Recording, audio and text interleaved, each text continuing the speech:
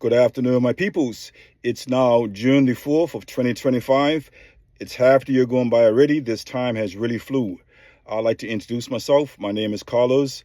I'm a victim of terrorism, of hate crimes, of stalking, and a whole lot of names that you will call it. Mainly illustrated and started by the federal government. And these people enjoy following me and destroying where I go. My businesses they've destroyed. Whatever I do, they get in between and completely destroy it. I'm a person that doesn't care about somebody's color, somebody's creed, or somebody's ethnicity. So I have no prejudice whatsoever. I treat people the same way how they treat me, and your personality and the way how you carry yourself is the way how I respond. Um, I am putting this video out so that it may help others that are in the same situation or at least a deficit where you're being messed with. These people do not like me dating white women. As I've dated these white women, they have been over the houses, the neighborhood, screaming and shouting and getting the police involved. When I go to a restaurant with them, they'll cause as much damage as possible. They work in groups. Therefore, a lot of times they would make the cops come there on purpose and then all have a good laugh. So they know how to use the system.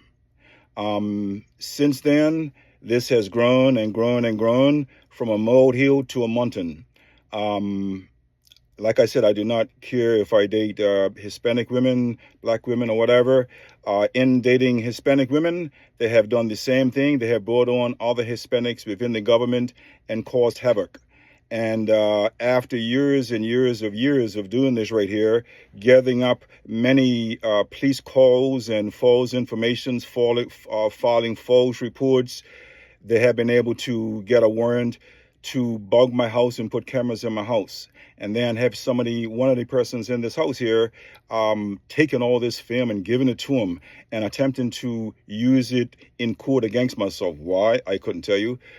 There's nothing on me. There's nothing to hide. So I sit here blissfully with my chest out saying, bring it on. I don't care about you. And I'll leave the rest there with a question mark. For those others that are in the same situation and feeling the pinch of being treated incorrectly by the system and or by others portraying themselves to be your friend, then I know what you're going through. And I've been through this for decades upon decades upon decades. So I'm someone with a lot of experience in this area. I had to go ahead and get my private investigator's license so that I can start counterfeit this. I can start counteracting these actions against me. May those that are in the same situation, let me know about it in the comments. I am here to go ahead and assist you all to maybe help you get out of what you're in and or at least give you some relief. One of the things that these people feed off is your reactions. They like to go ahead and intimidate you and get a reaction out of you. And the reaction that they give is what the narrative that they use to work against you. So therefore, if you're in your house and they steal something that you know you're going to miss, and when you go to look for it, you can't find it, and you curse and you scream and shout and you have a fit, they take that video footage and that they can call you crazy. They can go ahead and just say, hey, this guy's a wacko job, whatever. These people are very apt and adept to their tactics. In 2002, I was working in New Hampshire, and I was lucky enough to come across a set of books dealing with the same things that I have gone through, written by these same FBI agents. So therefore, there's like 11 books that gives you all sorts of ways to destroy someone online, to attack someone when you go to work, when you're at home. It gives them a complete list of items that they can do to intimidate you. And intimidation is something that you have to look at. And I'm going to give you a quick rundown of how I got out of being intimidated by someone. For the last 7 years, these people have camped at my doorstep. They have taken over houses around me and set up camp and attempt to intimidate me and do all sorts of naughty stuff to try to get me caught up, so as to speak. One white guy years ago, when he was messing with me, he said, listen, we have to get this guy dirted up some so that we can go ahead and do what we need to do with him. So maybe that's something that you may be facing. One of a black group of federal agents took this case is over, and they became as caught up in it as they say as the way people did. And there's one particular one that's fairly short. And one day he stayed next door to with a family who had gotten themselves in trouble, and he was trying to unbury them from the problems at the end. The boy came over to my house. Hey, listen, have you seen my dog? I'm like, no, haven't seen him. And anyway, about maybe 15, 20 minutes later, I happened to just go by my window, and I saw this boy with another classmate of his. They were fairly tall, maybe 5'10" or so, and 5'11". And then I saw this little runt beside them, much shorter. And I said, that must be one of his, real young classmates. And it turned out to be the federal agent that has been messing with me. So when I looked at him and I looked at these kids and I saw I'm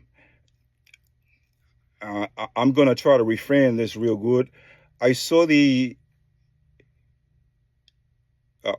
trying to find of a proper word, being I'm putting this out here. I saw the deficits in this man as being a runt, having no powers whatsoever but what the federal agents gave him. So I started laughing at this runt when he tried to do everything possible to bring me down. He apparently had the power to bring 5 agents there that are in higher rank and have their own courtroom sessions. So he shouted that out as loud as he can. So he brought one over. He got damn drunk. He got damn high. And I got one. I got 2. To see this man bringing FBI agents over to this house, 2 houses away from me, smoking weed, getting drunk and belligerent, and then doing all sorts of stuff that is illegal. I'm going to leave it at that. And he is coming after me, which he has absolutely nothing on me. So I want you all to know that when you see these people messing with you, most of the time, and pretty much all the time, these bullies are doing things a whole lot worse than you if you're doing anything wrong altogether. So I would like to encourage all of you that are being bullied, whether it be by a spouse, a neighbor, an ex-boyfriend, girlfriend, or whatever the case may be, hold your head up high, have no fear, overcome intimidation. And when you see these people, look at them as pathetic. They have to come against you as a group because they're too cowardly to do otherwise. This is how these people act. This is how these people get the power. So all of you that are facing this right here in one way or another, whether you have a group of neighbors that like to mess with you or the kids or something like that, it all works on the same principle. One of the things that you have to show is that you have to show that you draw the line. If they go past that line, then something's going to happen. These people will do what they can to intimidate you and draw you in so they can get an arrest on you. They can use it as a narrative to use against you. So what I'm encouraging you all to do is when you see this here, look at the folds, look at what they have that they're comparing you to, and you will always notice that what they're trying to do to you, they look 10 times worse. And use that and laugh at it. Laugh at these pathetic people. As a matter of fact, when they're doing their whatever to you in your face because no one around you knows what they're doing, sit there and just laugh at them. They look stupid. They are stupid. They are a group of retards that belong in a zoo. So let this be an encouragement for all of you that are going through hell. And this is not only going here in the USA. I'm referring to this around the globe. Every country out there has the same thing going on. Whether it's bad cops, whether it's bad neighbors, whether it's bad groups or whatever the case may be, they all operate out of this camaraderie where you have them all together. Yeah, we're tough and stuff like that. But alone, they are nothing. They are shit. So I encourage you from around the globe today to speak out against these actions against you, because there's only one thing that's going to happen. They will eventually be looked upon as the problem and not you. And there's a man upstairs that sees everything. He doesn't sleep. He doesn't slumber. He sees everything. And I suggest that instead of you fighting these battles on your own, which I did for decades upon decades upon decades, I finally realized, why should I be fighting these people when I have hope?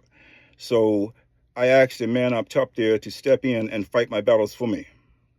He had one question for me. He said, listen, you must have more faith in me than more fear than you have in your enemies. So take that upon heed, people. When you need help, call out to that man up top there, give him a prayer, let him know to step in, and let things start happening. So for all of you out there, I wish you a good day, and take care of yourselves. Goodbye.